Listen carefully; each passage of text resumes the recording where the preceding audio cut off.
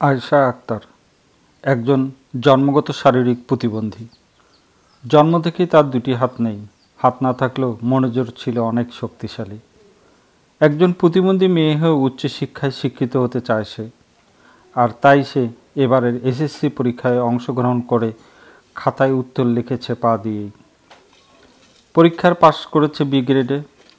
ফলাফলে তার পরিবার, বন্ধুবান্ধব সবাই খুশি। আয়েশা আক্তার সাঘাটা উপজেলার যোগীপাড়া গ্রামের দিনমজুর আব্দুল লতিফের কন্যা। 4 বোনের মধ্যে আয়েশা আক্তার তৃতীয়। জন্ম থেকেই তার দুটি হাত নেই। একমাত্র উপার্জনশীল ব্যক্তি তার পিতা আব্দুল লতিফ বিভিন্ন স্থানে দিনমজুরে কাজ করে অতি কষ্টে সংসার চালান। অভাব অনটনের কারণে অন্য বোনদের পড়াশোনা করতে পারেনি।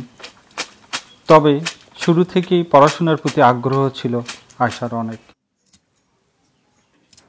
যখন আমার বয়স যখন 8, তখন সবাই স্কুলে যায়, কিন্তু আমিও তার সাথে সাথে যাই। কিন্তু বাড়ির লোকেরা বলে ওকে লেখাপড়া করতে পারবে, হাত নাই 2 পা দেখে লেখাপড়া করতে পারবে। তো আমি স্কুলে যাইতে আসতে স্যারেরা লেখা দেয়, পড়া দেয়, আমি পারি। স্যারেরা ফির বলে মেয়ে পারবে।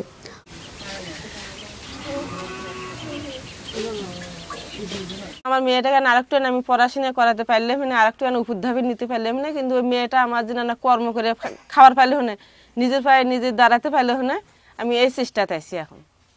মেয়েটা যেন আমার কোনোদিন দুঃখ প্রকাশ না করতে পারে। বাপ মাও যেন সহজে 2টা হাত নেই, সেইভাবে আমার মেয়েটাকে একটু না সহযোগিতা করবেন, মেয়েটা যেন আমার ভালোভাবে গড়ে উঠতে পারে। প্রতিবন্ধী হলেও উচ্চশিক্ষায় শিক্ষিত হয়ে সে সমাজের অন্য মানুষের মতো বাঁচতে চায়। এই জন্য সে উচ্চশিক্ষা গ্রহণে চায় সরকারি ও বেসরকারি পৃষ্ঠপোষকতা।